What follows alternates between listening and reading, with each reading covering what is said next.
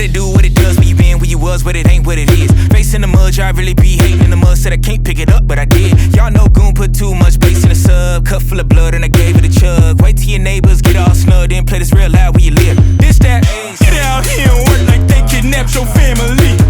Get out here and work like they kidnapped.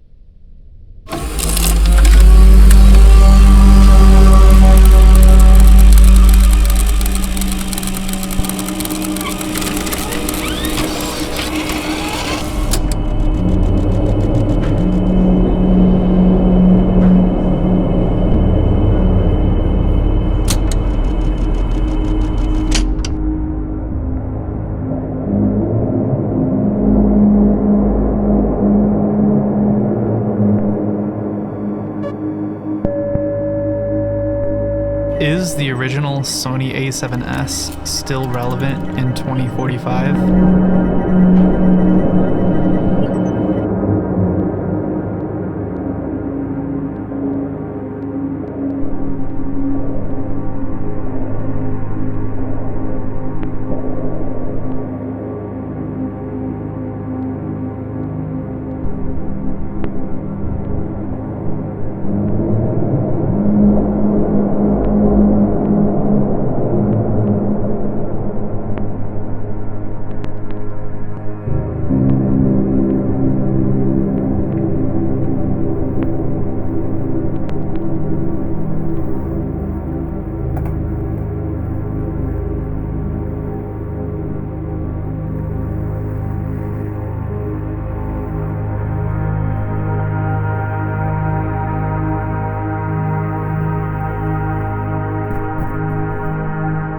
So I've had the original A7S since it came out in 2015. I originally bought it for a trip to Japan. I really wanted it after using it on a job as like the small camera that would finally get rid of the 5D forever for me.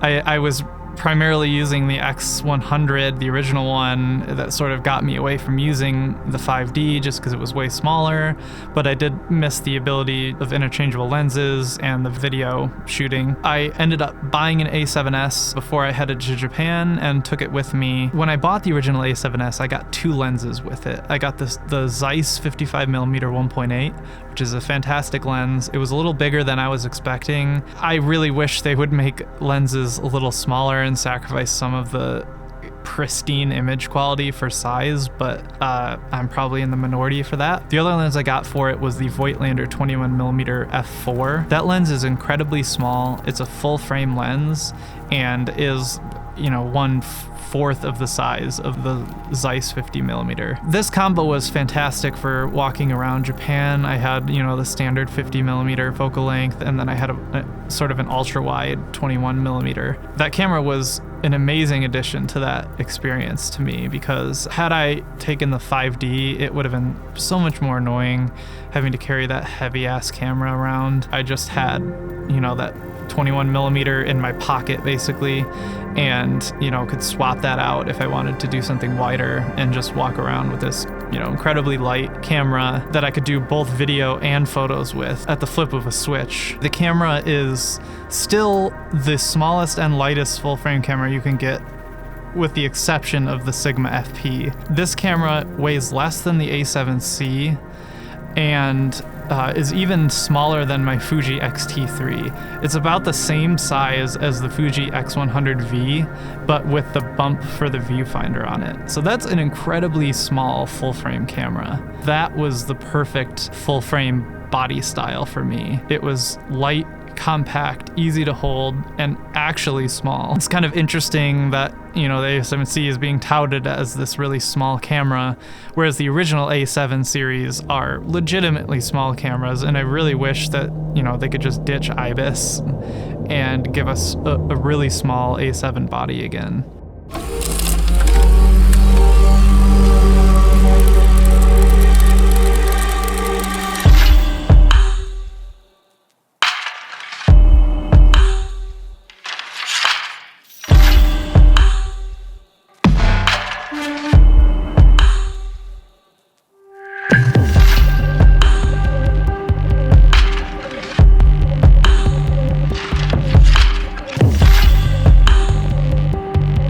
So the original A7S initially retailed for $2,500, about $1,000 less than the current ones are now, which is pretty surprising. You can get this camera used from anywhere between $450 to like $700. So, it sucks for me because I paid full price for it, but if you're looking to pick up a full frame camera, it's pretty hard to go wrong with something that's that cheap, and it still can produce images and video that are awesome.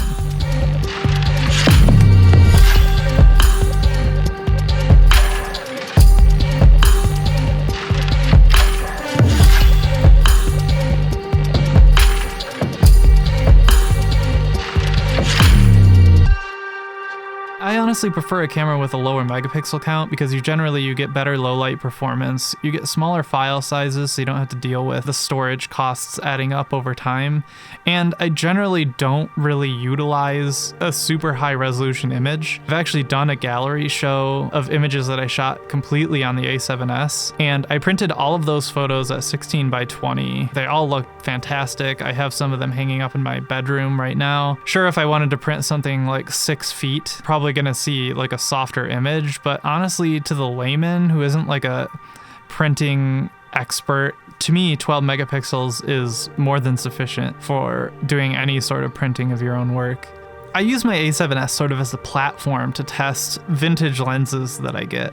Since my main camera is the X-T3, that camera only being an APS-C sensor, I can't really get the full experience out of these vintage lenses that I have. They're all made for, 35mm full frame. I have a lot of M-mount lenses that I use on my Leica film camera. Being able to play around with those, see the full image circle that you're gonna get out of that lens on the full frame camera. You get all of the cool distorted bokeh effects in the corners of the image, because you're using the full circle that lens is projecting on the larger sensor. I actually don't own any more autofocus lenses for Sony, so every lens I use on that camera is a manual focus lens. I actually recently put out a Lightroom preset pack on my website. You can find it in the link below. I've been using these presets sort of as my go-to for a long time. All of the images in this video were edited in some way, shape, or form with those presets. So if you're interested in sort of getting the look that I'm getting out of my photos and you're interested in supporting the channel, please go and take a look at those presets because I think you'll really like them.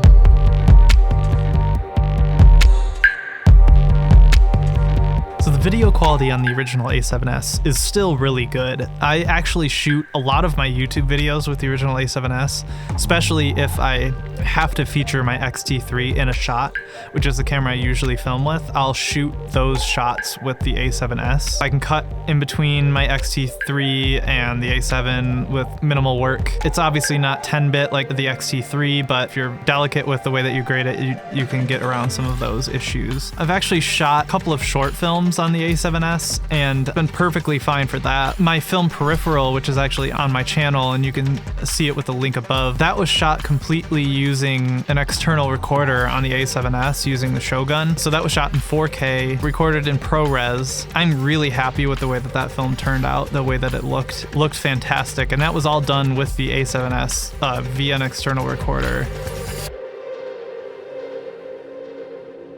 Cameras don't become obsolete in the same way that computers do. Once you reach a certain threshold of image quality and resolution, it doesn't matter how much time passes, that image is still going to look good. If a 4K file, a 12 megapixel image resolved all the detail that you could see in the image, 20 years, 30 years into the future, it's not gonna matter that this camera was only 12 megapixels at the time. Like, the image looked good then. It's still gonna be the exact same image 10, 20, 30 years from now. And I've reviewed the Epson RD1, which is a digital camera from 2004. It's only 6 megapixels. The images on that camera are totally fine. They're like 3000 by 2000, something like that. The resolution of my Surface Book 3. Those images still look good now. Just because the camera is old doesn't mean that the images don't look good now. Obviously, like the first digital camera, that didn't reach the threshold of quality yet, and the images do look bad now. But once you've reached reached a certain level, you can sort of call it the retina resolution, Apple uses for their displays. They aren't 4K displays, they're 2560 displays. You can't see the pixels at that point. Any more resolution is just wasted at that point. With a camera, it only needs to reach a certain threshold of quality, and then that picture's gonna be good forever. And we're reaching a point now where that's been the case for a few years. So any camera that you go back to, especially for photo, video is sort of catching up because that's been a little lower resolution for longer, but especially for photos, if you go back even like 10 years, the cameras are still good now. Just like the original X100, that camera's still totally usable now, totally good. Resolution's good enough.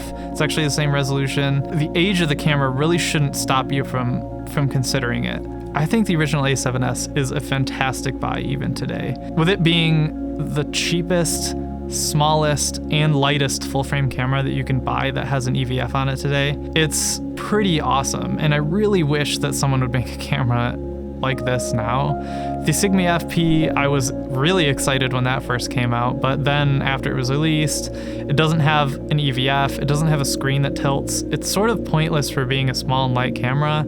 Honestly, if you're considering something like the A7C, maybe take a look at the original A7 series, as a way to, get something that's way smaller, even though they claim it's the smallest full-frame camera you can get. It's not, and it has pretty comparable video specs without the IBIS, which I really don't like IBIS anyway. So to me, it's a camera that should really be considered up against these newer releases that are coming out.